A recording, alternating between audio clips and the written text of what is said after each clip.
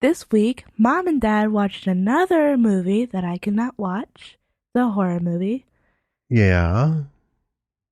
Do you like horror movies? Ish. Ish. Well, you wouldn't be able to watch this one. Okay. But you heard the sound clips, right? Yes, Yeah. I did.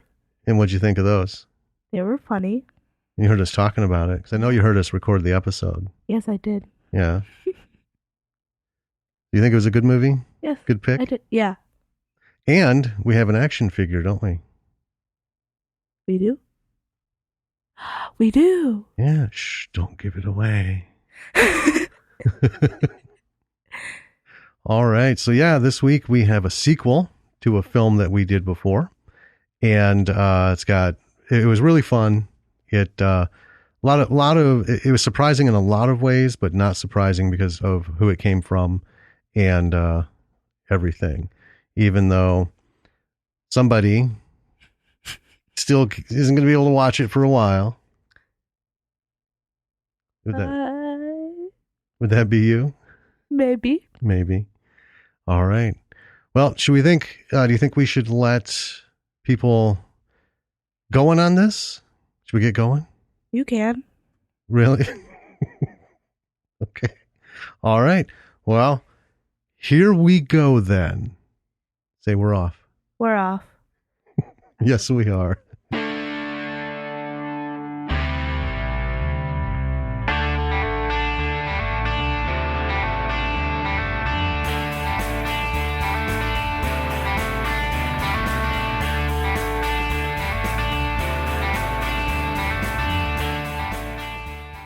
Hey there, B-Siders.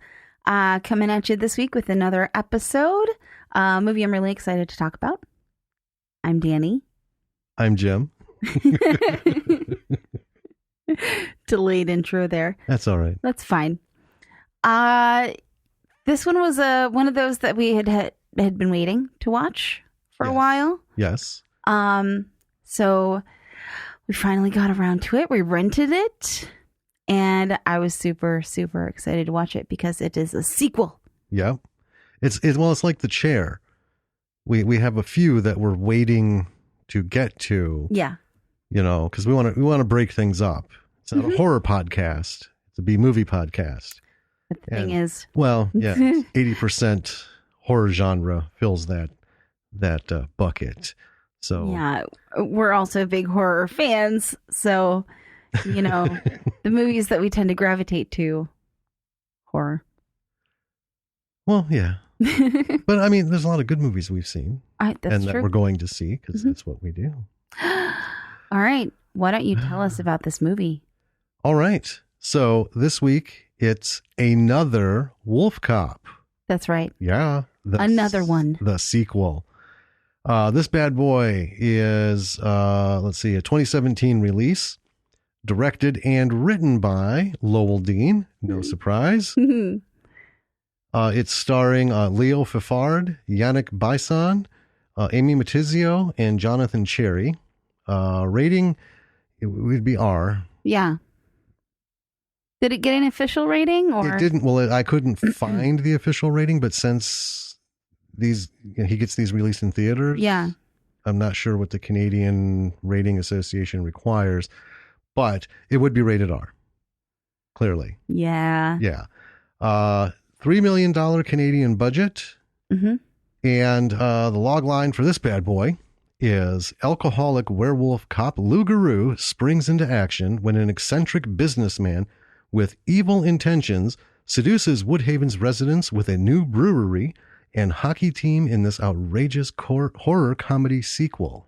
Yes. And that doesn't even do it justice. No. Usually, I mean, in my personal experiences, sequels aren't as good as the original. I was going to bring that up. It's, going into this, we had two things going. We loved WolfCop. Heck yeah. We love what Lowell's done. Mm-hmm. And Another WolfCop, come on. Yeah. It's going to be, fun. Yes. But it is hard, no matter who it is, to make a sequel that matches the original. Yes. And there's a few exceptions where it's the other way around, but Well, yeah. take like Mad Max. Okay, good movie, but Road Warrior, way better. Way better. For sure. Yeah. For me, this is one of those super rare occasions where you have an awesome, film, and then you come out with a sequel. To me, it even topped that. Yeah. This was so much fun. I can't wait to dive into this bad boy. Should we do it? Let's do it. Okay. Take All us right. in. So, first scene. A guy is telling me that I'm a loser. And I'm like, oh, okay. Seems like he's selling something. Yup. It's chicken milk beer. Yeah, it is. Chicken milk beer. Yep. I don't even drink beer. That doesn't sound good to me. We're gonna have to get to the bottom of some of these name choices because I'm pretty certain there's something behind it. It's not that out of the box, though. I mean, if you look at all the microbreweries and stuff and the names for beers that they come up with. I know, but it's chicken milk. There's just anyway. So it's a commercial and it cuts out with the guy being irritated about a boom mic mess up. Well, it cracks him in the head. Yeah. So he approaches someone off the set with a half shave and another someone with a briefcase. And they're talking about some plan. And in the briefcase is a light up spinny thing that looks like I don't know, you press the button and the top spins and it's got little lights in it. Yeah. Like a kid's toy. Well, I called it a sonic screwdriver in my notes because it reminded me of a sonic screwdriver that's been amped up a bit. It was pretty. And then Half Shave kills the sound guy, takes the boom mic and shoves it through his mouth out the back of his skull. So right away, this is going to be a fun ride. Oh, yeah, it is. Yeah. Okay, so then we cut to a pursuit in progress, and we have Lou as WolfCop chasing some bad guys driving a delivery truck. There's some shooting at the Wolfmobile. Which is, yep. I'm glad the Wolfmobile came back. Mm-hmm. And then they all of a sudden break out a rocket and they blow it up. Yeah. Wolfmobile does not last long. No. And, we're like, 3 minutes in? Maybe. And I have my first dose of sadness. Oh. The Wolfmobile. Mm-hmm. I didn't think to look if there's a toy now. Like a Hot Wheels? Well, like the Batmobile we bought, like a 9 and 10-inch die-cast metal Wolfmobile. Okay, get on it, Lowell Dean. Well, I'm going to look after this. So, yep, they blow that bad boy up. And then there's some sounds on the roof of the getaway van. And, of course, it's Lou. And that is confirmed when he reaches down and grabs one of them. Yes. And that's one bad guy gone. Yeah. And this is a pretty intense chase scene. It is. It's not it's well done. It is. I don't want to reach into the depths and pull something out. Then we cut to Liquor Donuts. Liquor Donuts is back. Mm-hmm. It's all back. It's Liquor beautiful. Donuts. And now we are with Tina, who's now the chief. Yeah. Right? We remember Tina from the first movie. Nice. So what she's getting at is I couldn't remember her name right away.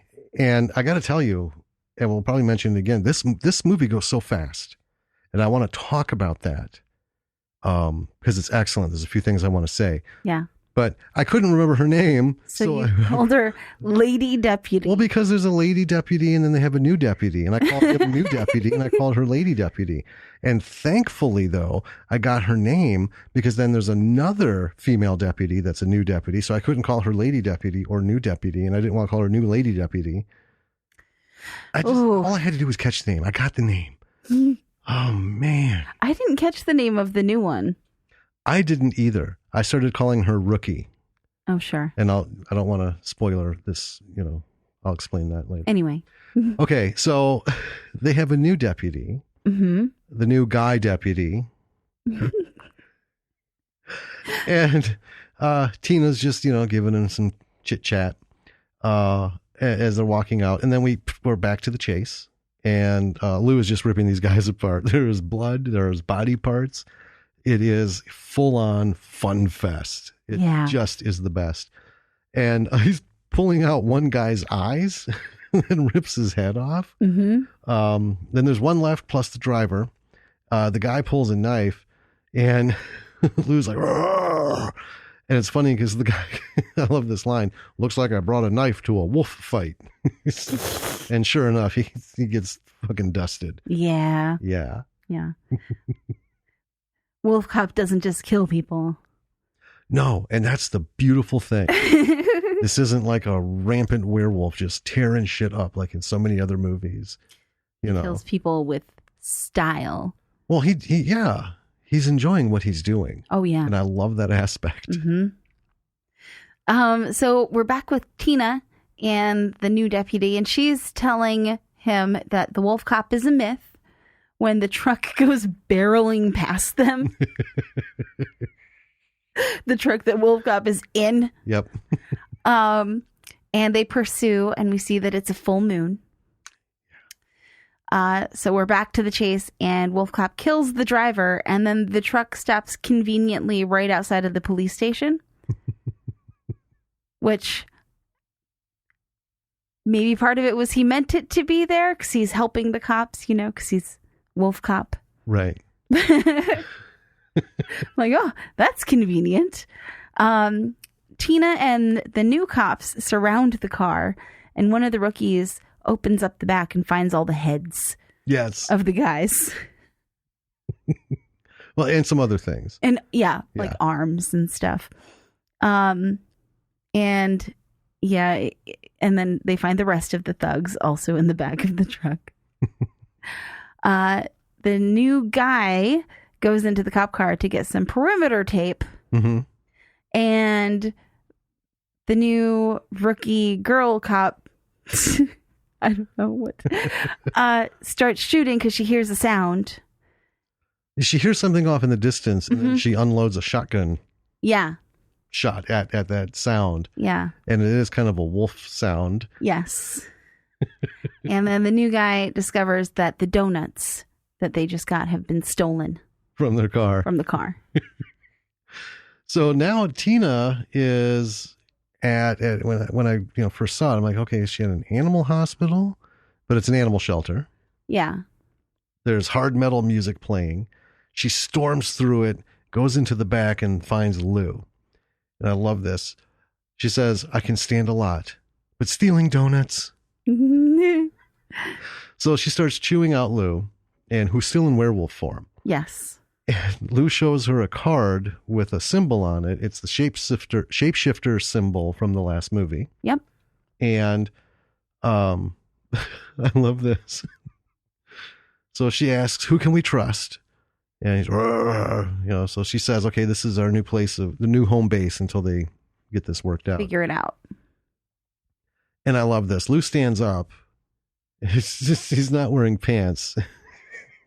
They cut, and there he is with his big wolf dick just hanging out. Yep. And she's, where are your pants?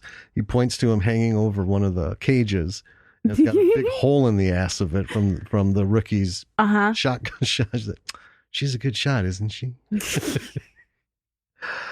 And then she just leaves. Mm-hmm. And then we get a voiceover of their radio station in town.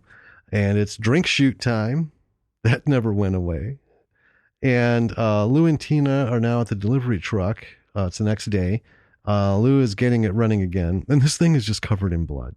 Yeah. From all the murders inside, flying out the front with the wind and everything. It's it just sticks out. Which makes what's coming up even funnier. Yes.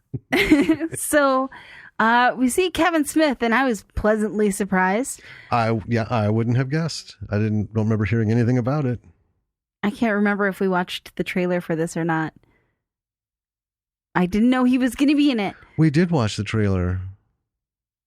Maybe he wasn't in the one that we watched, or it's been so long ago we forgot. That's also totally possible. Yeah. But anyway, it's Kevin Smith, and he is playing the interim mayor, Bubba Rich. I love the names. I know. They're all so wonderful. They are. And he's trying to get one of the rookies to drink some chicken milk. And she's like, I'm on duty, you know. And he's kind of flirting with her. And then Tina comes up and he tries to peddle it to her. And she's not about it. And he's talking about how great it's going to be to reopen the plant. And he also talks to her kind of in a scolding way about the PD being discreet. They don't need any unexpected or unwanted problems that draw attention. Because, you know, it's that old nugget. The mayor's trying to get shit going in the city, and he needs to put a lid on all the fuckery going on. So we got it right off. Yeah, and as he's talking to her about being discreet, Lou's making a huge scene in the backdrop. Well, yeah. With the truck. The truck is loud. It's got squeaky belts. The steering is shot.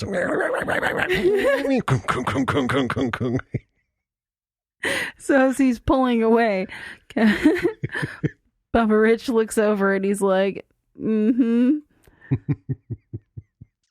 he's totally onto Lou being Wolf Cop. Yeah.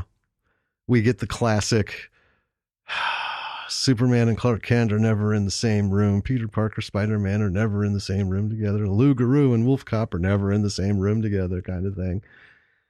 Yeah, and he ends up giving her like some sort of a wink. Right. Like, yeah, fucking I know. Yeah. And I love that because one, it's so obvious. And two, it was Kevin Smith doing it. Well, yeah. We just with Madness and the Method, we talked about Kevin and Stan Lee. Yeah. And the relationship because, you know, Kevin was such a comic nerd. Yeah. Right. And the whole thing. And just to hear him roll out one of the age old things, that was beautiful. It's great.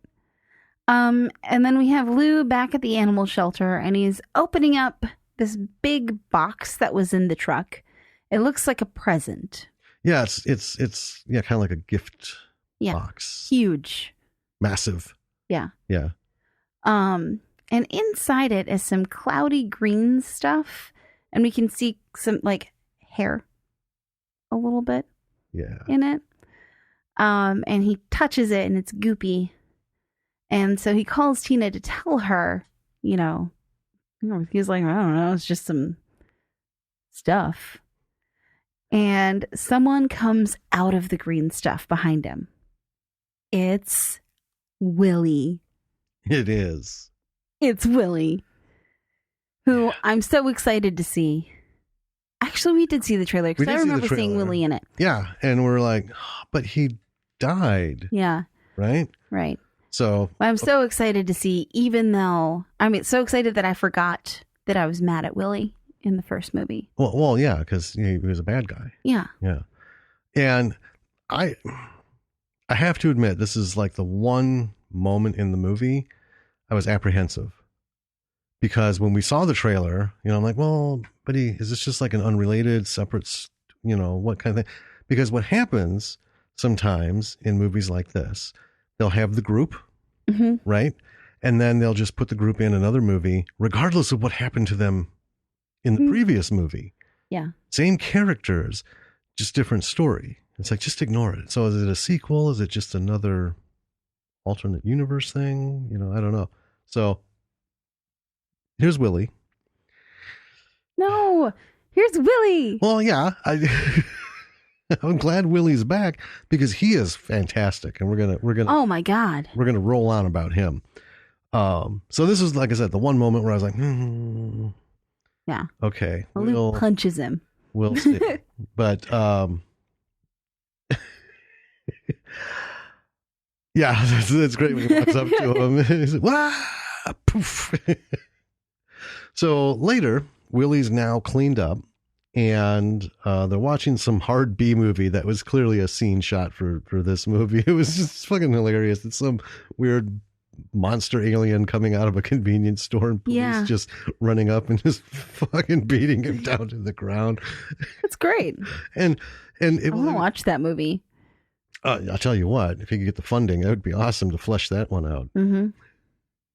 But so Willie is explaining bits and pieces of what he remembers. Something about reptile people, talking about shapeshifters, and he was probed. There was some probing. Yeah, he wasn't too fond of that. And then, bam, this is how we have Willie. This is the real Willie. Yeah. The real Willie was abducted, mm-hmm. and shapeshifter Willie was a shapeshifter who just took his form. Yes. Which, I thought was a brilliant mechanism to bring him back. Yeah. So my fear was immediately allayed. Mm-hmm. Like, oh, okay, I got it. Because, we live in a world of how many decades of soap operas? Oh, I know. Where they kill like 80% of the cast, and then they realize, oh, fuck, they're the only reason people were watching. So then they bring them all back. Right. It's like, well, we identified his finger, his toe, his heart, and, his left ass cheek. That was all that was left of him. And then 2 months later, here he is. I know. or my favorite, the twin of the twin of the twin of the twin of the twin. Oh, God. Of the twin. Because they killed the guy like 30 times. So all of these people are like octuplets who've been in hiding. Anyway. Clever writing to get him back. Yeah. And, here we come. It's the chicken milk beer commercial. And this guy is just such a prick. I know. The guy doing it. This is the finished commercial. And I'm just thinking, what a fucker. So Willie starts to have some bowel issues and runs off. And Lou calls Tina to tell her about Willie. And then we hear Willie from the bathroom. Mm-hmm. And I pulled this because I love it. Yeah, Tina, you're never going to believe what I found in that crate. Lou? Yeah, is everything okay? Well, is there any chance you feel like going on a Gitch run, man?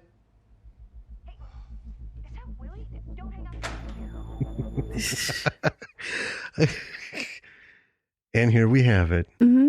Gitch. Gitch. I'm going to get to the bottom of this. We brought back the werewolf dong. Yep. And we brought back the Gitch. Yep. We're ticking boxes left and right here. I know. I'm a fan. So we have Lou heading out on a Gitch run. Mm-hmm.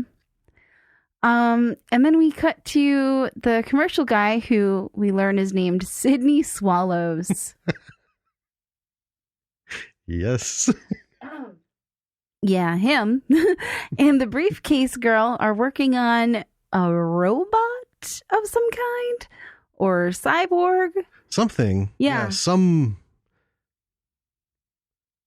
sort of sapien type thing. Right. Robo sapien or something. Yeah. And then we see that the Liquor Donuts guy, because Lou's going on the Gitch run. Well, yeah, we're at Liquor Donuts. At Liquor Donuts. Yeah. This guy who owns the store is taking full advantage of the WolfCop craze. Yes, he is. Everything in this store is WolfCop. I love the fucking bobbleheads. Lou's slightly miffed about it. Yeah. He asks the guy, you got licensing for this? And the guy just looks at him, like, who are you? Yeah. And then he sees on the TV in the store a news story about how Sydney Swallows is saving the town with his chicken milk. Yeah. And he just picks up a WolfCop took and Gitch package. Took. Took. So, and okay. It's a combo package. Yeah, I need to pause here. Okay. Because there's so many things we need to get to the bottom of. So yeah, it's a 2-pack. Mm-hmm. It's a took, and for those of you who aren't familiar, it's a hat. Yeah, it's like a winter hat. Yeah. And a gitch, as we learned, is underwear. So for some reason, this is 2 items that go in a 2-pack: a hat and underwear. WolfCop brand. Yes. Yeah. WolfCop brand. Okay, so once you recover from why the fuck would those be sold together? We end up at Club Fake, and I love this. PHAQUE.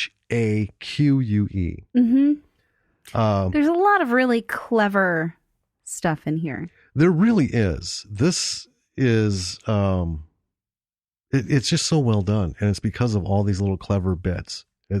Let's roll through this though, because there's so much I want to talk about. Okay, so at the club, it's a strip club, so we've got our strippers dancing. In walks this humanoid thing that the lab woman was building. The robot of some kind. Yeah, it's really weird. Looks interesting as shit, though. It does. Right? Yeah. I was like, whoa, that was heavy duty. And he's kind of casing the bar, and then he takes a seat at the stripper runway. Yeah, and everyone in the bar notices him. Yes, they do. But, strippers being the professionals that they are just rolling. They're just still going. Oh, absolutely. Except the one at the door who was like, hey, honey. Whoa. He walked into the light. She just stared at him as he walked away.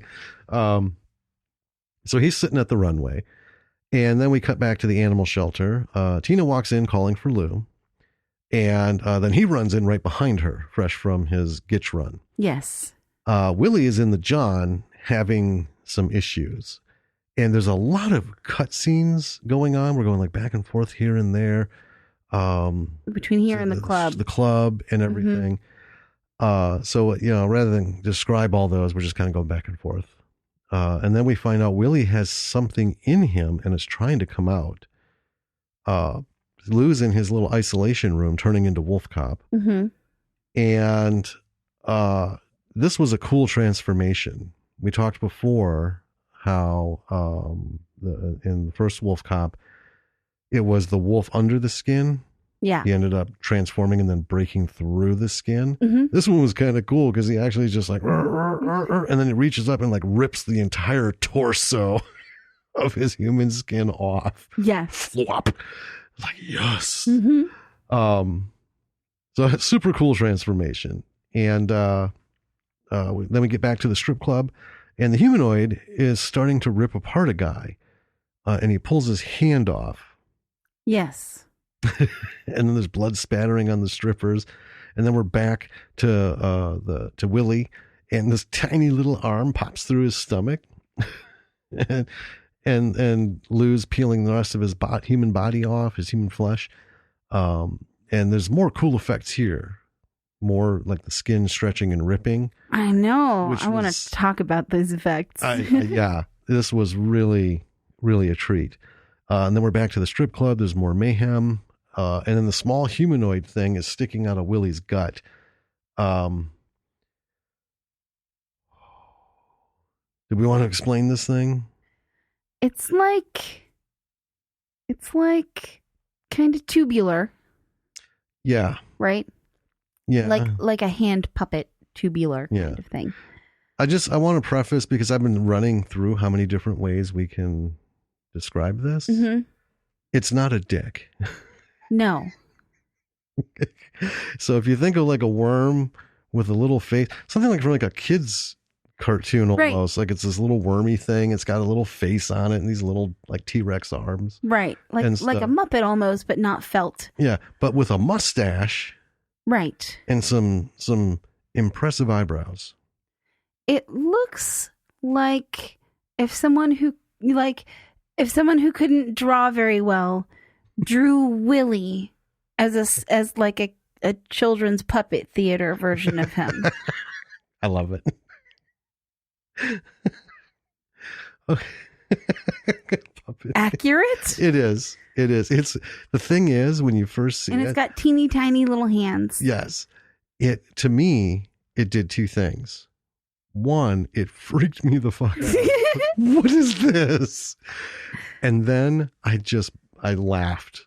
I was just like, Right? yes, because once it has that initial shock second to sink in, you look at it like, this thing is fucking ridiculous. Yes, it is. All right. Are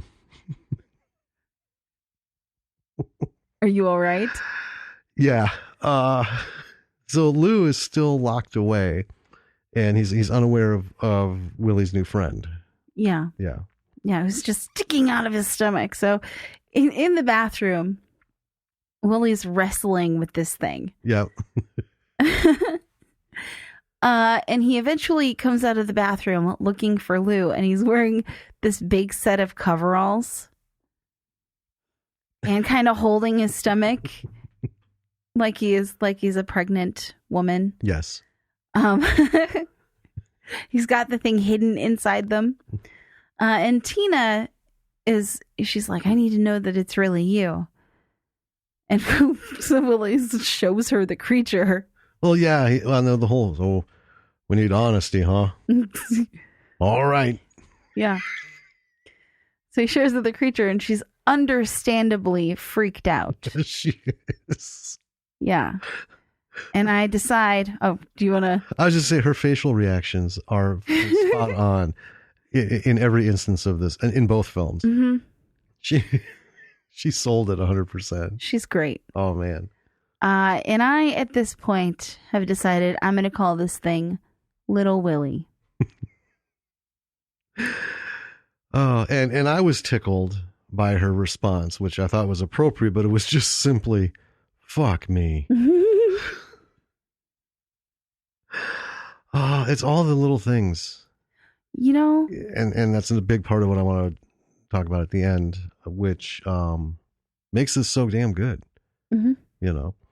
Anyway, let's get going. So we're at the strip club again with the rookies. There's body parts and blood dripping everywhere. Lady rookie. I'm well, because dead there's now. still two of them. Calls for backup, and then the humanoid thing starts to close in. We get a POV. He's using his humanoid vision, and he looks at the guy rookie, and apparently there's something in his stomach. Mm-hmm. Right? But then we cut away back to the shelter. Tina and Willie are trying to deal with this humanoid thing in his stomach. And then Little Willie. Yep, little Willie. Okay, little Willie. So the backup call comes in, and Tina runs off. And then Lou busts out of solitary to get Willie. Mm-hmm. So at the strip club, Tina arrives. Then down the street, here comes Lou and Willie riding a snowmobile. Yep. Down the road. No snow or nothing. No, not far behind her either. No. They were cruising. They go inside. They start to shoot at the robot thing. Yeah. It's not working. Lou attacks it and just gets like poof, Yep. slapped aside like a punk. Like a punk. Like a punk. Yeah. This thing is pretty strong. So Lou gets tossed again. Then he starts punching the thing. Also not working. Right. Nothing they're doing against this thing is working. No. And you do hear the ting, ting, ting, ting, ting, ting Yeah. with the bullets and stuff. And when Lou hits him, it's like, thong, Mm-hmm. you know, hitting metal. Yeah. Yeah, it does sound very metallic. And this thing isn't bothered at all. It then just kicks the shit out of Lou Yes, as it does. WolfCop. Yeah. Mm-hmm. Yeah, in his wolf form, not his human form. Right. He's been in wolf form this whole time. Yeah. WolfCop is being humbled Yeah. big time. Yeah. Yeah. Yeah. And Tina unloads 2 clips into it. Yeah. Nothing. Lou gets up. Tina finally, she's like, fuck this. She makes a Molotov cocktail I know. out of some of the liquor. Talk about fucking Tina. Talk about resourceful. Right? Holy shit. Then she drags Lou out of the club. She throws it Yeah. and lights the club on fire Yeah. and the robot humanoid thing and drags Lou out. And then Willie takes Lou away in a cop car. And it seems like the guy rookie died. This all happened really quickly. Yeah. So then we have a dream, it seems, with Lou. And he's dreaming about Tina and beer. Yeah. Mm-hmm. And then she's talking to him and her face gets messed up. Yeah, all of a sudden, it's one of those cut to her, cut to him, cut to her, cut to him. And I loved it because the way they shot her was that old 40s glamour, early 50s glamour, where she was, the white was the light was intense. She's kind of out of focus, Mm-hmm. And then... Yeah, it was well done. And it was really clear right away that this is a dream of some kind. Yeah. And Lou wakes up. He's been beaten pretty badly by this robot thing. He's messed up. And Willie is taking him somewhere that's supposed to be safe. Yeah. That's what Willie says. And then we cut back to the club. The coroner is there to pick up the dead bodies. And watching is a woman in a mohawk, or as you named her, half shave. Half shave. Yeah. Yeah. I think in your notes you called her Mohawk. I'm like, oh, okay. I'll just call her Mohawk because I didn't get her name either. No, I don't know if she ever got one. So we're back with Lou and Willie, and they drive past a dead motorcyclist on the side of the road. You could see like the track marks for it. We actually had to pause because you thought his head was a watermelon.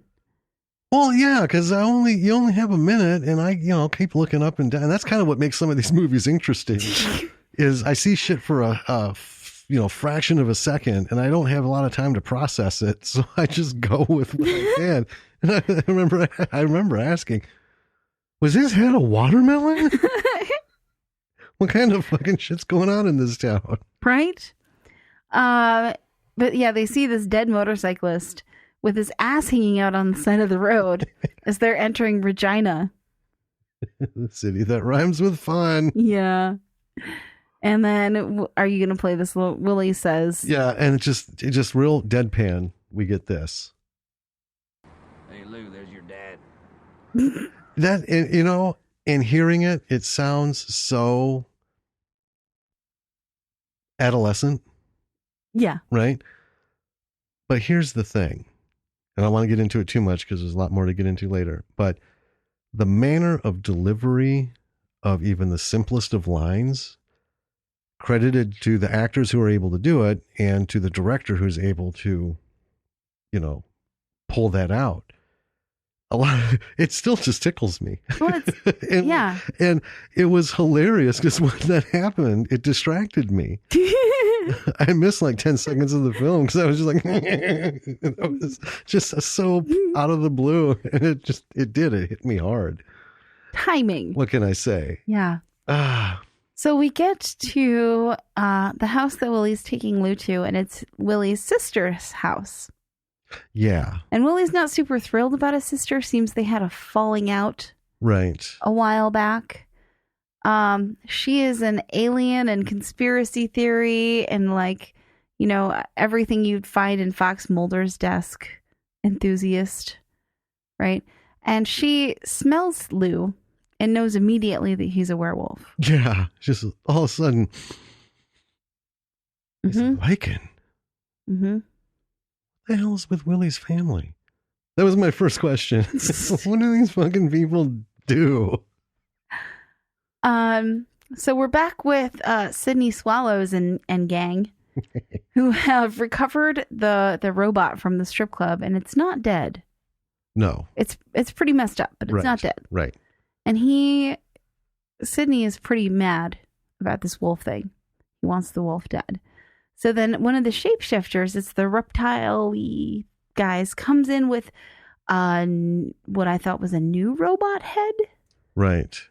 And I was like, okay, is that all he needs? Just a head? That's cool. So we're back at Willie's sister's house, and she grinds up some rock and sticks it in Lou's nose. Yes. And he comes to really quickly. It's like smelling salts. Asks if she's an angel and also if she has a beer. Those are the first two things. Yep. She introduces herself as Kat. She says that it was a moon rock. And she wants to talk to Willie in private. And she is like, you guys are you and Lou need to go get away somewhere. Yeah, go like into the mountains, go hide somewhere and everything. And so they come back out, and Lou, of course, feeling He's ready on to moon go. dust, which is like wolf cocaine. He's like, we need to get going. And then Willie, kind of puts him in his place. You need to heal. I need to get back to Woodhaven. Lou, you're not better, man. You're on some high-octane lunar fucking cocaine. 5 minutes ago, you looked like a bag of smashed assholes. Better. Okay. So, and with that, we cut back to the shelter. Tina and the lady rookie are looking through evidence. I suppose I could just call her rookie. She's the only one left. She's the only one left. Yeah. Okay. Tina is starting to make a connection with chicken milk and all the bullshit that's been going on. Yeah. And she tells the rookie to suit up. They're going on a mission. So we cut to Lou, Kat, and Willie are at a bar, and they're chatting. And Lou's pretty into Kat. Yeah. At the table, let's not forget about little Willie. Yep, little Willie's toting along under the overalls. Yep. Because he starts talking, and Willie's trying to cover it up. Yeah. Did you say something? I said I was hungry for something. Poking at it. So he's unable to silence little Willie. Yeah. So he leaves. And then we're at the brewery. Tina and the rookie are there. They're overhearing bits of the plan. And then Mohawk Woman seems to smell them. Or sense them. Sense them, something. Because I don't know if she was smelling or doing that sixth sense kind of thing. Right. And I thought there's a lot of odoriferous references going on here. That's true. Everyone's like super sniffers. And then we get back to Willie's sisters. So I love this. Willie is sitting on the couch. He's getting high. And his stomach monster wants a hit. Little Willie wants a hit. And then all of a sudden, in bust Kat and Lou, who are kind of going at it, and then they like stumble through the living room into her bedroom. And then we get this little bit. What the fuck are they doing? Motherfuckers. The fucking Lugaroo's about to use his fucking freedom stick on my sister. Bang, bang, chicken shrimp. No more weed for you. That's little Willie. Yep. Little Willie speaks in short, abbreviated sentences. Yes. Just random little word groupings like that. Bang, bang, chicken shrimp. Bang, bang, chicken shrimp. And it just tickles the shit out of me. What tickled me more was Willie's response. No more weed for you. Like a parent, like, that's enough. I know. We're cutting you off, man. Oh, God. Oh, man. So, in the bedroom, Kat snorts some moon dust, and she turns into a werewolf with 6 nipples. And they get freaky. well, you're being a little conservative there. They were full on tits. Well, that's true. It wasn't just 6 nipples. wolf tits. Yeah. They took the 3-titted prostitute from Total Recall and went all out. It was great. It was awesome. She and Lou start to get freaky, and notably, Lou is not in wolf form. He does not change into his wolf form during this process. Mm-hmm. And then we're in the living room while this is going on. Willie flips on the TV and the chicken milk commercial comes on. And little Willie sees it and starts freaking out. And I thought, is this mutating? What's going on? We do catch a glimpse before it cuts away of like a green skin and an eye because it like comes back into him. Yeah. And then kind of start. Yeah, like before it's going to come out again. Yeah. Yeah. At the plant, Bubba, Kevin Smith, Bubba, is talking to Sydney Swallows. And it seems like Bubba's in on Sydney's little game at first. Right. Whatever he's plotting. But then it turns out that Bubba's apparently just a test subject. Yeah. Yeah. Well, he thinks he's in on the scheme because he's Right. in a briefcase full of money. Mm-hmm. But then. Yeah. So he drinks some of the chicken milk, and then Sydney turns on the little spinny thing, the sonic screwdriver thing, Yeah. and a little Bubba bursts out of Bubba. It's a little freakier looking than little Willie. It is. It's green and reptile-y. Yeah. Yeah. Yeah. And then Tina and the rookie who are in the plant, they don't see this going on. Not this part, no. Right. But they're working their way in. They get split up, and Half Shave Slash Mohawk grabs the rookie. Back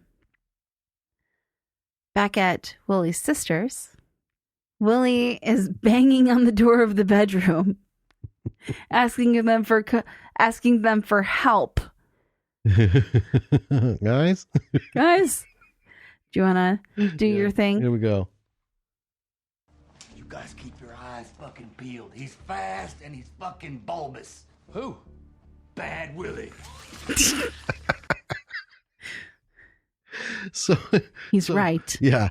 So clearly, whatever it was, left this time, popped out, and is hiding around the house. Yeah.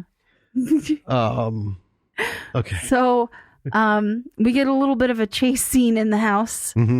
Bad Willie now runs at Lou and bites his cock. Oof. Lou knocks him off. He runs off. Then it's attacking Lou, and Cat shit's all very quick. Yeah, there's a lot going on. Cat ends up shooting it. And now Bad Willie looks like the monster that came out of the mayor's The body. reptilian. Yeah. Yeah. The green, yeah. And Cat says that it's a shapeshifter and that they found a way to reproduce in Earth's atmosphere. This is important because they Yes, it couldn't is. before. Right. Yeah. And she's real freaked out. The phone rings. Lou answers and he goes, "Don't worry, we're on our way." And then we're back at the shelter, and Tina is all armored up, and she's got her spread of guns, in duffel bags on the table, everything. They're all ready. So Willie and Lou come in. Willie lets slip that Lou fucked his sister. Tina's not too terribly happy about that. Keeps saying she doesn't care. She says she wishes there was a full moon, and all of a sudden Willie pulls out a moon rock, saying, "Who's like, you'd like to party?" So then we cut to a hockey game, and the players are walking outside the rink. All of a sudden, one of them is pulled off. Yeah. Like as they pass a doorway. Everyone is throwing underwear on the ice, and then the next thing we know, WolfCop is out on the ice as the goalie. He has a mask, though, which just totally hides that he's a wolf. Yes. And then Sydney Swallows is giving a speech center rink, talking about transforming the shithole of a town, and calls for a toast. He's such a dick to the town. Oh, he's just such a dick overall. And, Yeah. Yep. Another thing I'm going to touch on. So he flips a giant switch, and and then earlier there was, when they were doing the robot thing, or no, after the mayor. Remember they walked up when the mayor's little shapeshifter thing popped out of him. Someone walked up to him, to Sydney, with a mask in like on a pillow or something like that. Oh, we're like, well, what the fuck is that mask for? We don't. Well, now we know, because the whole hockey team is wearing them. All right, and they're like engineered metal masks. It looks like, really, really buffed up. And then we see the Mohawk woman, half shave, is standing in the team box. The rookie is gagged on the floor. She's tied up, and so they have her. And then we go to anthem time, and the announcer is playing "O Canada" on the synthesizer and using the sonic screwdriver thing. And everyone had been drinking chicken milk. Right. Yeah, because that's the whole thing. And now all of a sudden we hear en masse gurgle, gurgle, gurgle, gurgle, gurgle, gurgle, and they're all like grabbing their stomachs. Yeah. So Tina, who's in like a maintenance outfit, Yeah.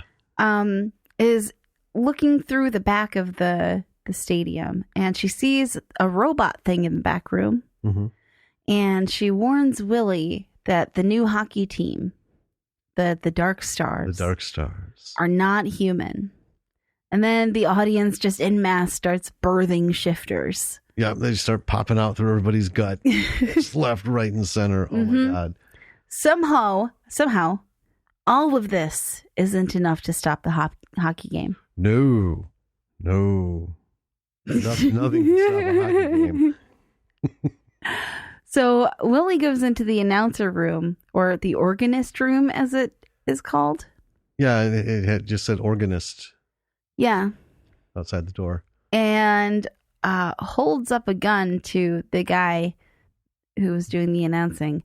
And it's Organo, the organist. He turns and sees Willie, and he goes, "I probed you." Yeah. Willie takes no time. He just shoots him. Yep. Puts his brainy goo all over the window. Meanwhile, WolfCop is stopping a shot on the ice. Hitting at it, man. Oh, Gotta yeah. save that game. Work it in between the moves. He pulls off his mask, revealing himself to the stadium. Yeah. Yeah. Willie, meanwhile, destroys the sonic screwdriver and takes over announcing, which is great. He tells everyone to exit the place. Then Tina's there too, telling everyone to get out.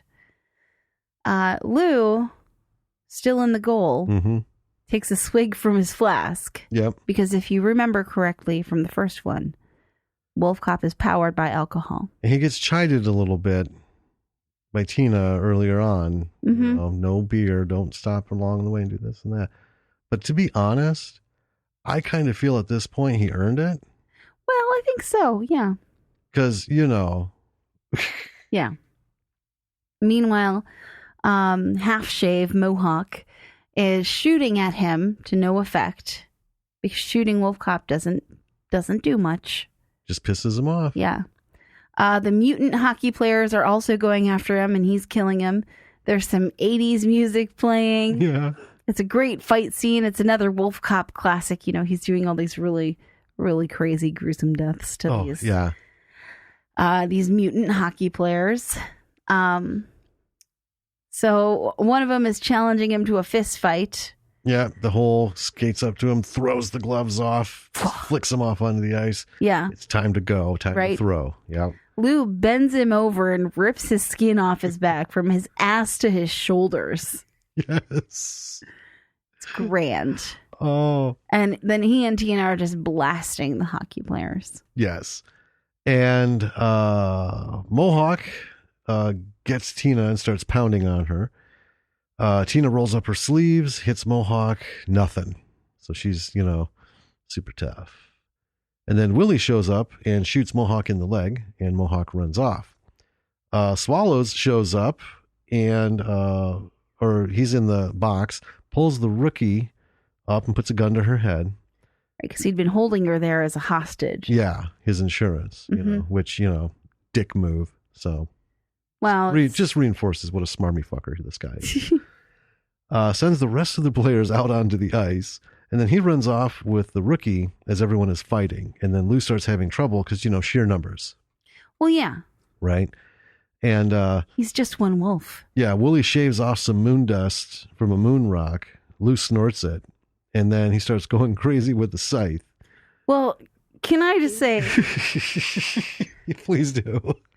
Willie takes a scythe from a guy who's just standing there with it. A spectator. Who happened to have a scythe with him. Showed up to the game with a scythe. Just standing, watching the shit. and he crushes the moon dust and he lines it up on the scythe, holds it over the ice, and calls to Lou, who comes up and snores it straight off the scythe and then takes it. Yep. There's lots of blood. That's all I need to say. Yeah. So then Well, it's a scythe. Well, yeah. And then we cut backstage, and Tina's chasing after swallows. She shoots him. The rookie gets away. Mm-hmm. Back out on the ice, though. Yeah. There's like a tank coming out onto the ice. I got to admit, at first, that first millisecond that scene popped up, I thought, holy shit, they're even breaking out a Zamboni. For a minute, I was like, what? But it's like a tank. Yeah, it cuts down and you can see it's got these big tracks and it's a little. It's weird. It's got 2 sets of tracks. It's a little thing, but it's got 4 tracks on it, 2 front, 2 back. Anyway, but Half Shave Mohawk is driving it, and there's a machine gun turret on this thing. Yes, there is. Zambonis are not known for their machine gun turrets. They're not, and I'm wondering, did they like? They must have just had this thing sitting around in their new stadium that they bought, that they didn't plan on having any trouble with their evil plan. I did think afterwards. At what point does this become standard equipment for any given situation, given the layout of what we have? I mean, I'll say in my dream house, that would be standard equipment. Oh, fuck yeah. I would love to roll down to the driveway and see who's buzzing at the gate in that thing. Who is it? Anyway. So in the back, Tina is caught up with Sydney, who's still trying to get away. Yeah. Right? And he's a shapeshifter. And he apparently has the whole place rigged up with dynamite. Yep. So she can let him go, or he'll blow up the place. Yeah. Mm-hmm. Back on the ice, Lou's in trouble because of this big tank with the turret on it. Yeah, sometimes, like, Hey. It's a little more than you can handle. He's just one wolf. Right? You can't expect him to do everything. But not for long. Right. Because Kat comes in with the save. Yeah, she does. Yeah. And Willie mixes some moon dust with moonshine and gives it to Lou. And this is probably the ultimate WolfCop cocktail. Well, yeah. Perks him right up. Oh, yeah. He's like fucking renewed. He's so hopped up right now. Like he's a video game character that just took a health potion. Yep. Then the Regina cheerleaders, who we forgot to mention before, they were shown in clips and stuff. They just never seemed that important. Right. Are all like stomping to death Half Shave. Yes. Like into it too. Mm-hmm. Not like fear. They're like, oh, you rotten bitch. Well, yeah, they are. And they were really pleased with WolfCop because he was playing the goalie for the Regina team. Right. Yeah. So they kill her. And then Tina and the rookie end up getting everyone out of the stadium right before it blows. Yep. They all stand outside and drink a beer, watching the flames. And then it's morning. Mm-hmm. The brewery is on fire. Still. Group is just watching it. They exchange a few words, and then we're into the credits. Now I'm like, this was fun. Oh, yeah. It was awesome. So we're wrapping up our notes. And bam, lo and behold, mid-credit scene. Mm-hmm. Fucking bonus. So we see a guy, and it's the guy from the first film who had his face ripped off, which was one of my all-time favorite things. Yes. Because he just kept showing up. With no face. And so he's being... he looks really fucked up. He's being wheeled out by a nun towards the street, and he asks if he looks like he's had any work done. He says he's ready to begin a new life, and the nun is just like, would you like me to call you a car? She doesn't want to answer because he looks fucking terrible. And he's as he's doing this, he's stepping backwards. He steps into the road, and a fucking car just hits him full speed. Mm-hmm. And that was awesome because Yes. it was super awesome effect. And of course, there's blood spatter everywhere. And then we have a POV from inside the truck, and through the blood, the guy's face, His new face. the skin hits the windshield. Yes. And then we're given the promise with the letters appearing on the screen: WolfCop will return. I hope so. Roll the rest of the credits. Mm-hmm. Woo. This movie was so fun. Uh-huh. It did. It surpassed the first one in just the fun of the gore and the concept and everything, Well, it is. It's kind of what the ideal B-movie looks like for me. It really does. Because you had mentioned the first one had a bit more of a story behind Lou. It had a serious undertone. Right. And I think they just kind of shook that off. We did it once, right? Yeah. And actually, when I'm thinking about it, we just watched the recent episode of Walking Dead. And spoiler, I mean, by the time you listen to this, it'll have been 2 weeks since the episode aired. That's true. So you should already know Elf is dead. She did. And we were like, that's long overdue. And we were talking about how, maybe they realized, you said maybe they realized that the whole thing with, the next new bad guy it's a formula for them that's getting old. Yeah. Now who's the next new fucking bad guy after her? Boring. Mm-hmm. Just anyway. So I don't know, but it seems like a good choice rather than carry on the whole, the woe of the werewolf, right? All the fucking werewolf movies. Oh yeah, the curse. It's how it fucked up his life and how they're just these brooding pricks and what trouble it causes them. And if there's a sequel, it's just more trouble and more brooding. Roll with it. Well, I mean, for WolfCop, I think it seems more like it's a really rad inconvenience. Yeah. I'll buy that. Yeah. So what?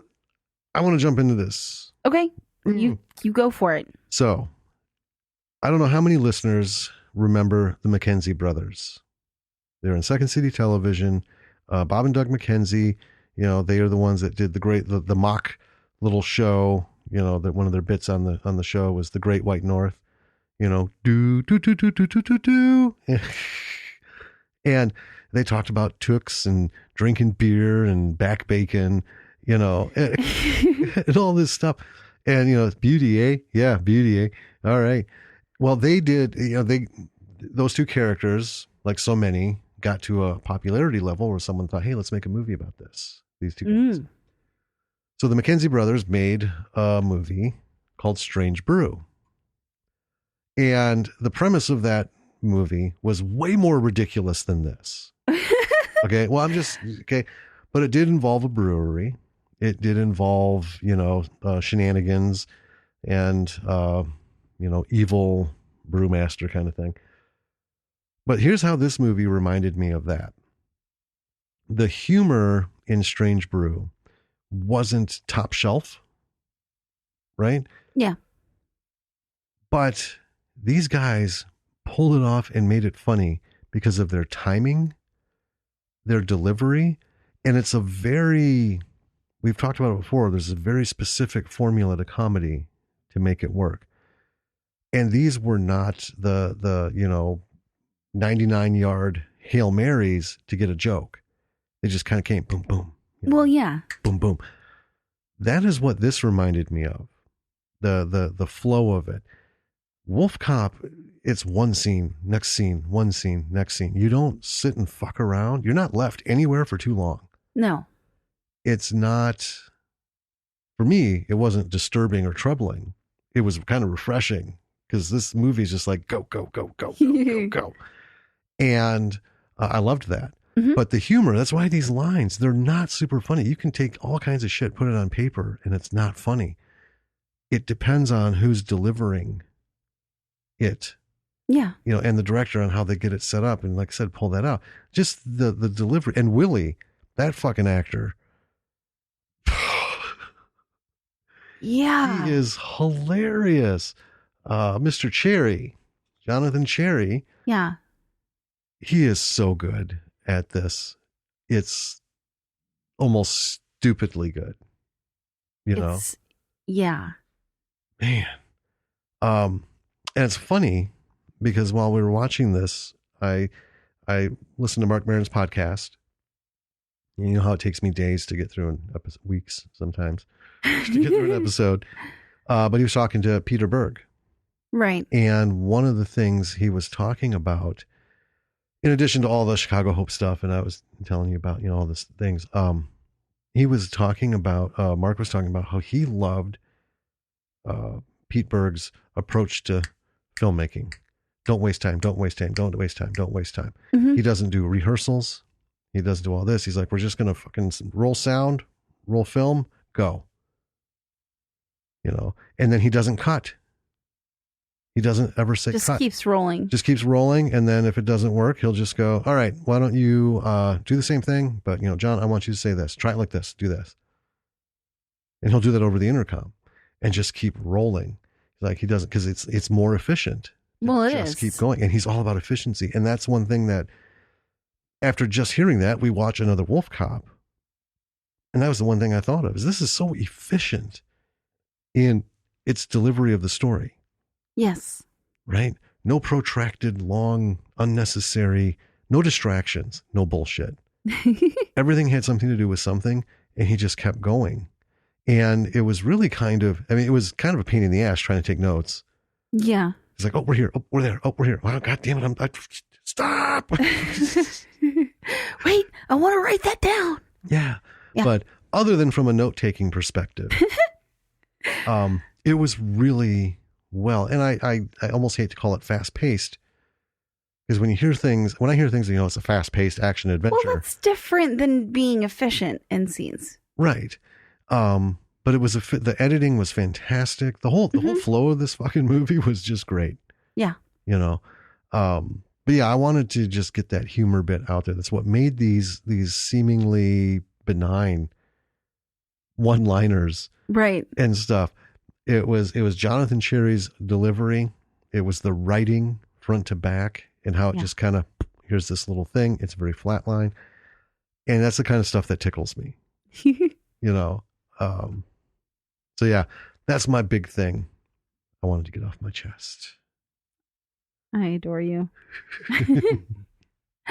Yeah. I think the thing that sticks out the most for me for this film was, in terms of this being a sequel, right? We already know coming in, the production value is going to be really good because it was really good in Wolf Cop. Right. You know, and I don't want to take that for granted, but we know this is like a higher end budget for, in compared to some of the other B movies we cover, right? Oh, definitely. Yeah. So coming in to a sequel, I had boxes that I wanted ticked, right? And that's something that if you are, you know, doing a sequel, if you're successful enough and, you know, you can raise the money and you have a fan base and you can do a sequel, like, you know, your fans are going to have some boxes that want to be ticked. Right. Right? Yes. And it ticked all the boxes and then some. Yeah. Right? And so, like, as we were going along, okay, Wolf Dong, right? Well, and that's fair because I had to speak of that or speak to that in WolfCop because we've seen so many things, and I so wanted to make sure we the first penile transformation into a wolf, Yes. right?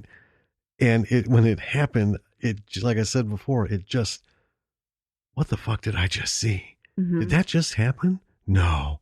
Yes. Bold, fucking awesome. Mhm. Sold it. So of course there needs to be wolf dong. Of course. And there was. And there was. And there needed to be the Liquor Donuts guy. Like, I wanted to see all of the Woodhaven things again. Yeah. All of the things that were so amusing in the first movie.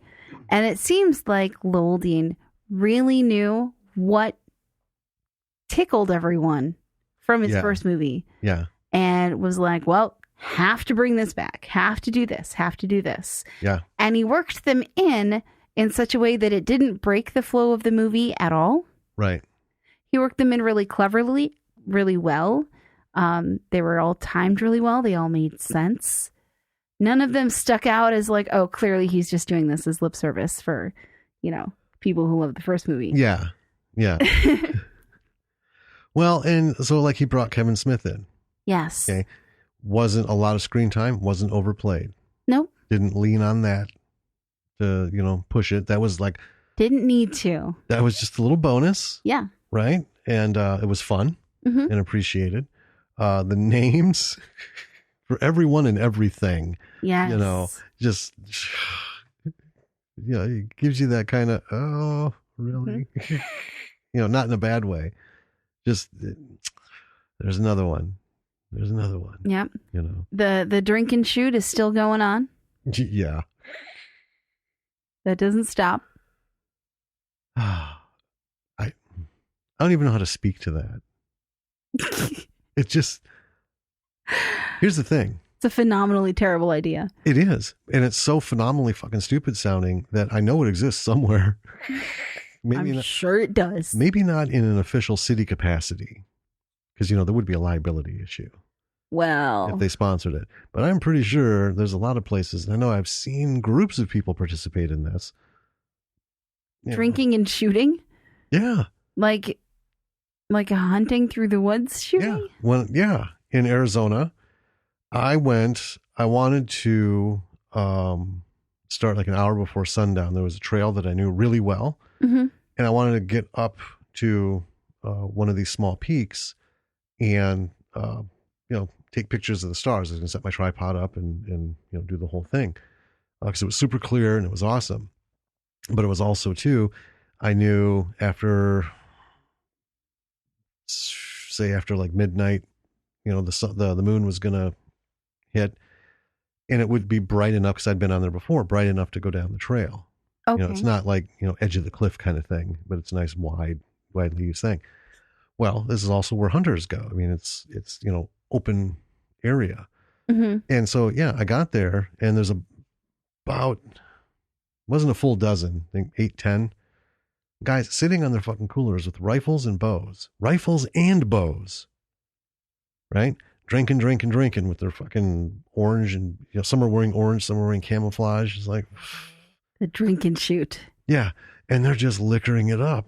Like it's fucking sundown. I thought, okay, maybe they're, it's the end of the day. I mean, when you go hunting, Mm-hmm. right? Haul your shit back, sit down, have a beer. Shouldn't be driving, but we'll get into that, another day. Uh-huh. So walking by them real quickly, like, so you guys get anything? What is it? Is it javelina season? What? Like, oh no, we're going to be heading out in about 20 minutes. I said, cool. I turned right the fuck back around, got in my truck and left. I didn't want to be within 100 square miles of what was going to fucking happen there. And it's anyway, drink and shoot. Awful idea. Terrible idea. But funny as shit. It is funny. Yeah. Oh my goodness. God. So back to the movie. Mm-hmm. The writing, just in general, was thorough. Mm-hmm. It's one of those things that ticked all the boxes. We got a lot of comedy bits. We got a lot of information. It came broken up a lot, right? Yes. We're here, we get something. We're over here, we get something over here. I think Lowell did a fantastic job weaving that together so that it wasn't like, 30 bits of information and you forgot and you can't. I had no problems with this film. No. There wasn't a moment I didn't know what was going on other than, when I looked up and is that a fucking watermelon for his head? That doesn't have anything to do with the writing. That just has to do with me not looking at the screen long enough. It's a bright green helmet and there's like some red because he's bleeding. It looked like a watermelon. I mean, I get it. And with the weird shit that had already gone on, I thought, well, is that guy, his bare ass, he's laying on his side. His pants are pulled down around his ass. Yeah. It's hanging out and he's got a watermelon for a head. What fucking weird shit are we getting into next? That was my first thought.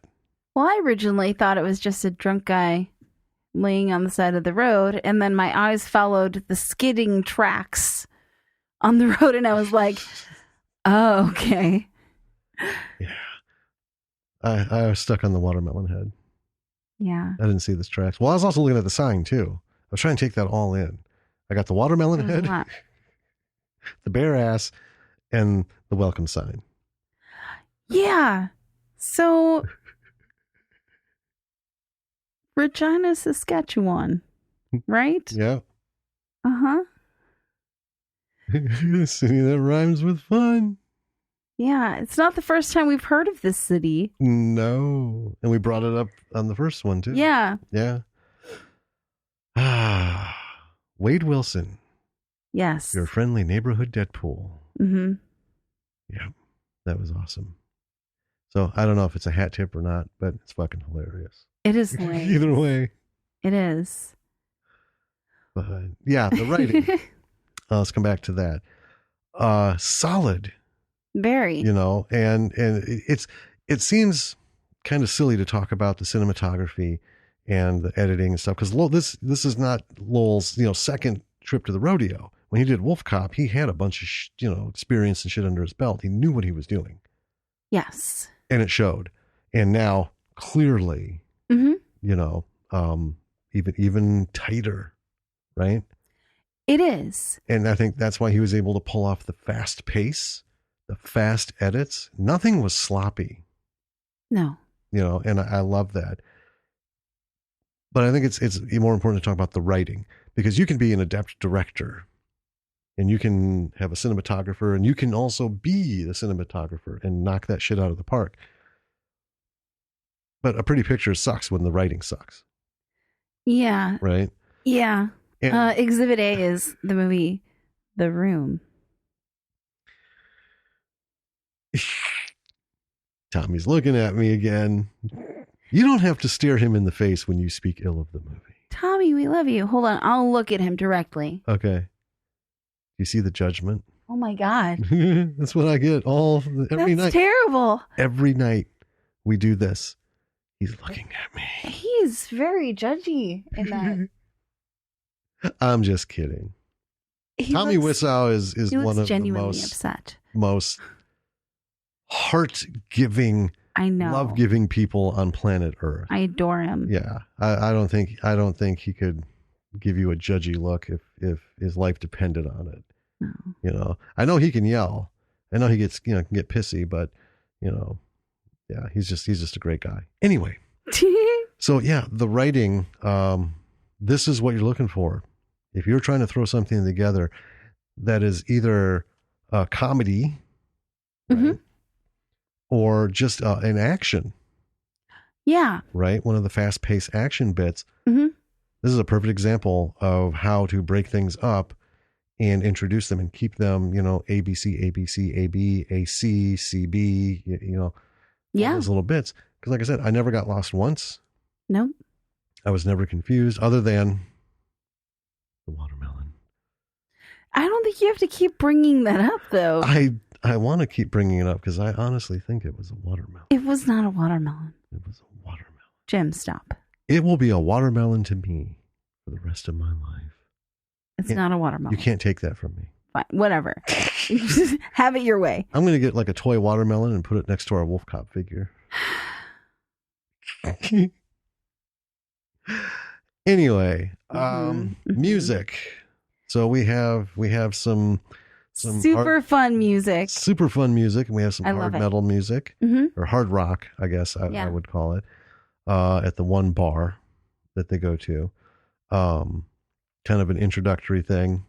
I wonder if it wasn't, a friend who was doing the music and they got the band on there, which is fine, right? Because it didn't hurt anything. It was appropriate, and if that's what the scene calls for, you might as well do that, right? Well, yeah. Because last time they had someone composing the WolfCop lyrics and everything, and they did and bring back. They brought back the sex song. Yes, which they played at the end of the movie. Yes.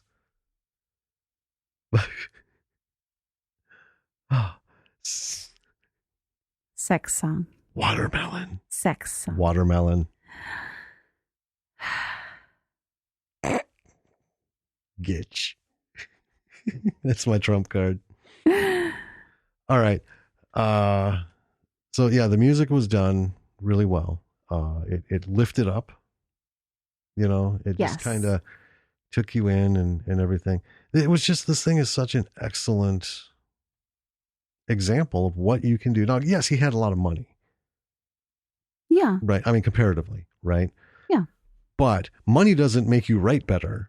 No, it doesn't make you write better. It doesn't make you direct better. It doesn't make you a better artist. No, it gives you a super solid foundation. And him being the writer and director, two areas he's clearly master of, right? Well, yeah. We've seen a lot of written and directed by, I've made comments about it.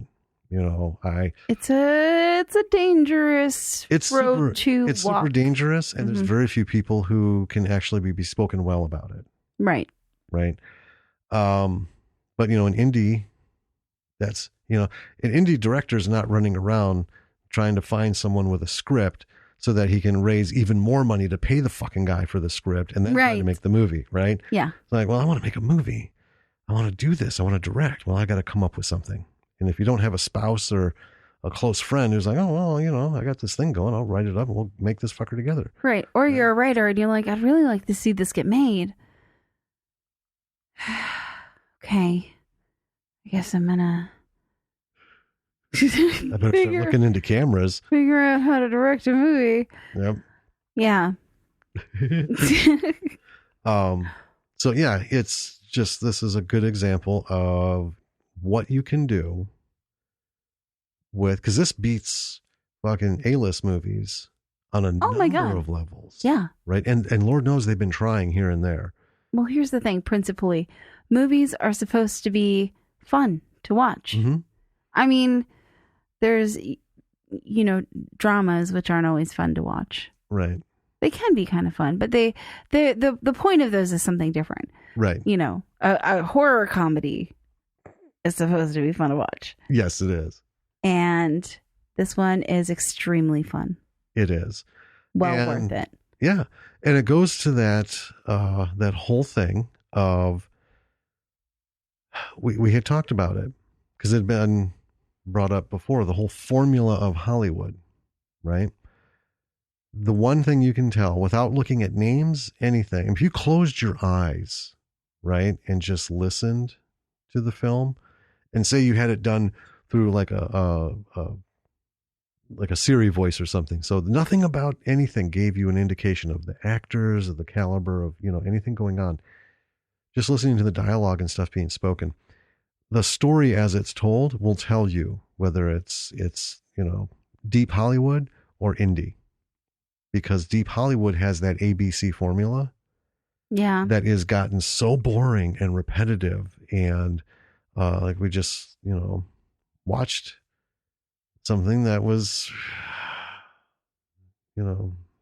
Oh, yeah. We don't need to name it. No, but it was very derivative. It was extremely derivative. It was very predictable. Yeah. And it was disappointing because this was a super A-list movie. Had a lot of big names in it. Yeah, I don't know the budget, but I know for a fact the fucking payroll on this was huge. I think it was an indie, but it was one of those like had major backing indies. Like real major backing. It was meant to be, I think, a South by Southwest or something like that, darling. Maybe. I don't know. Anyway. I don't know. But yeah. Well, no, I know, because if it was indie, it was a studio film because it had the studio ABC. Okay. See, all the indie stuff that we watch, all the B movies that we watch, don't have that ABC shit. There's always That's true. there's always a little deviation. Like Bubba Hotep, that was out of the gate. Let's make this movie. And You're right. right. As I'm thinking about it, it had the smell. Yeah, it had the smell. So you can tell that ABC, it's the same shit happens at the same time, and it has the same kind of fucking quote twist and turn, and it's just boring. That's why indie films are banging. That's why all of these channels and streaming services outside Netflix and Hulu and stuff, because they're not ballsy enough to do their own thing. They're rocking some of the shit that's out there because these stories aren't ABC. They're not typical Hollywood, right? The Right. writers and directors are like, I'm going to tell this fucking story and it's going to go like this, and I'm going to pace it like this, and you can go fuck yourself if you don't like it. Right. This is the way it's happening. Yep. And more people are cutting back. I'm noticing the critics and stuff are cutting back on criticisms of this kind of storytelling because, it's that whole thing. You have act 1, act 2, act 3. Well, you know what? Fuck that. I got a thing that's happening. It goes to this point and I introduce something and I just got to keep the momentum going. And we have a resolution, right? A lot of shit can happen in between there. Can be different resolutions. Sometimes with some of the movies we've watched don't even really have a resolution. That's true. Right? There's nothing to set up, but it's like, man, that was fucking good. Let's watch it again. Before the rental goes out.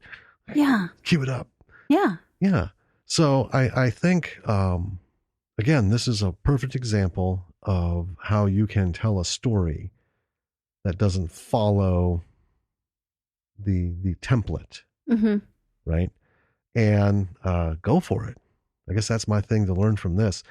Tell the story how you want to tell it, and use things like this as an example of how to keep it either fast moving or good and witty writing. Yeah. And don't discount the actors because they sold the shit out of this. Amy. Yeah. Oh, Tina. Jesus Christ. Every scene, and that's that efficiency thing. And it's not Lowell being a director and being efficient. It's an actor who knows how to use the camera. Right. Right. Not spend a minute and a half trying to rev it up to something and then they'll cut it together. All these people, I'm not going to just single her out, but everyone is spot on. And they're so good. It's such a phenomenal cast. Yes. And even like the rookies. Oh, yeah. Everybody, you can tell, is hitting their mark. They're using every second of that screen. Yeah. And it's nothing's wasted. And it looks like it was super fun to film. Oh, this had to have been fun to film. There's no way it couldn't have been. We'll probably get told differently someday, but that was one of the things I was thinking of after, the credits and stuff were wrapping up. I'm like, man, I would love to be I'd be a PA on one of these movies.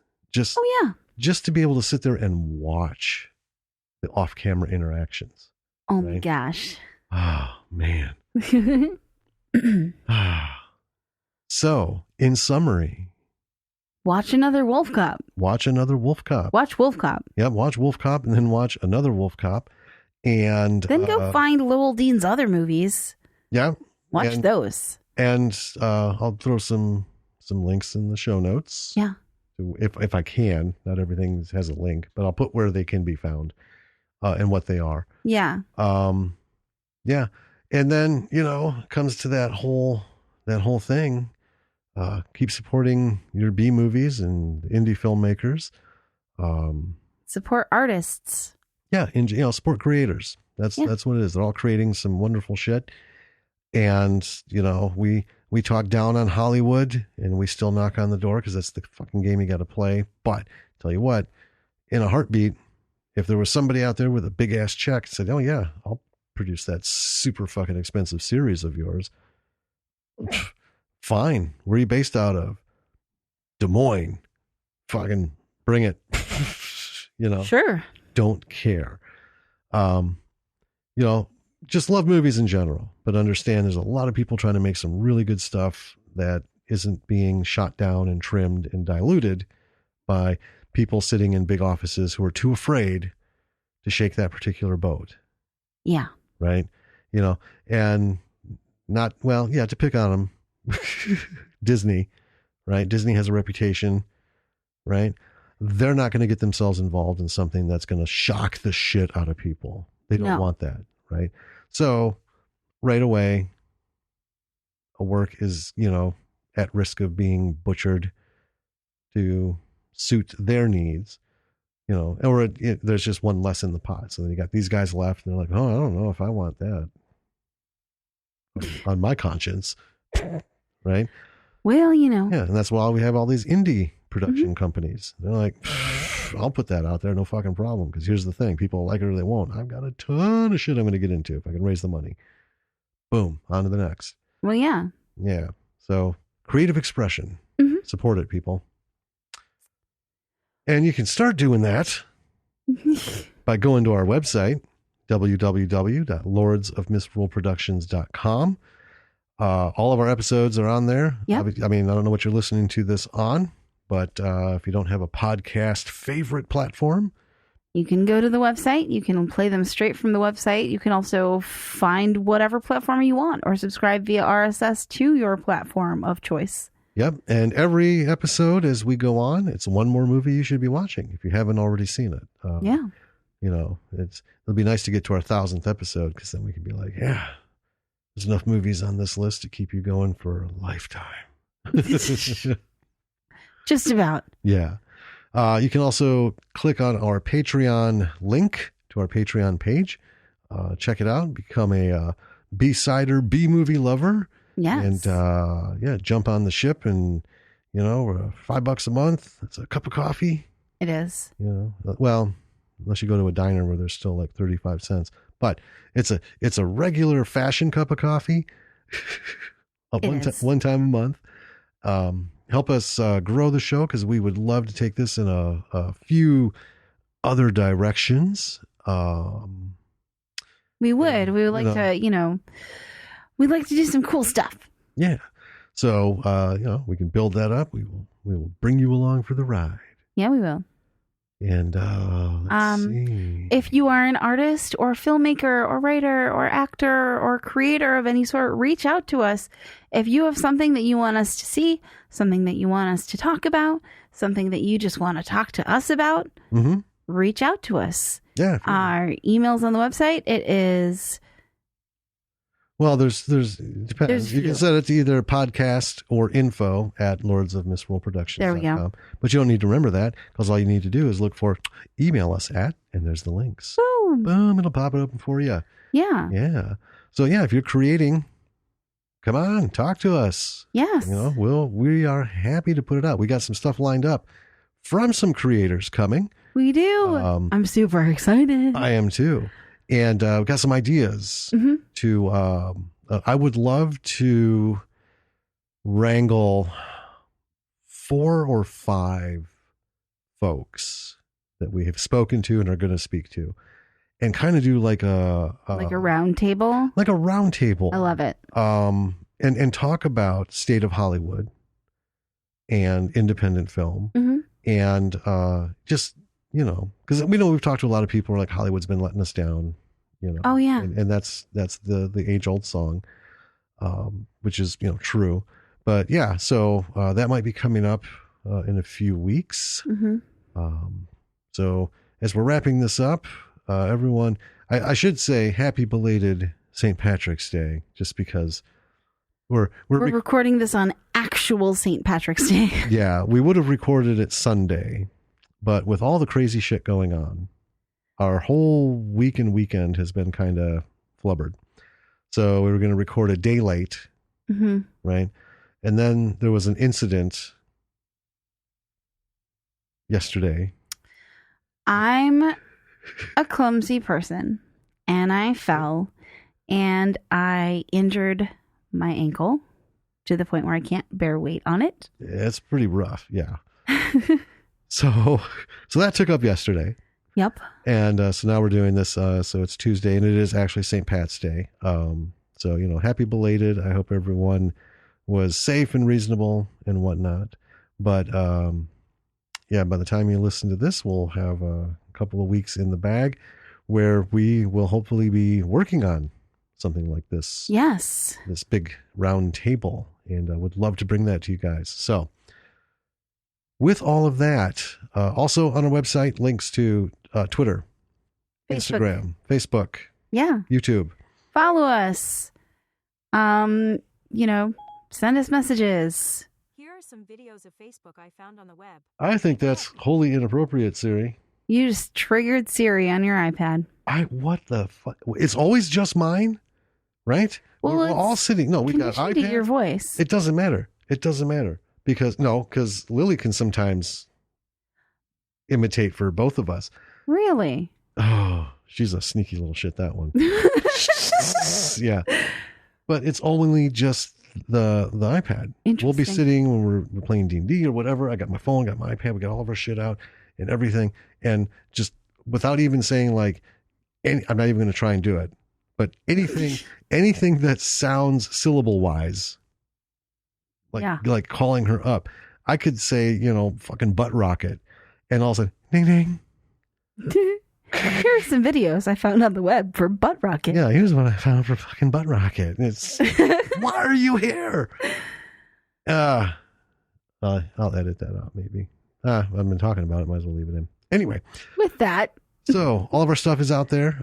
Links to it. Contact us. Glad to have you listening. And until our next episode. Yes. Keep watching. Keep listening. Oh, please rate and review on your platform of choice. Would be so appreciated. One of those things. All right. It's extremely helpful to have reviews. It is. All right, B-Siders. This is Jim. This is Danny. And we are out. Keep rolling. Bye.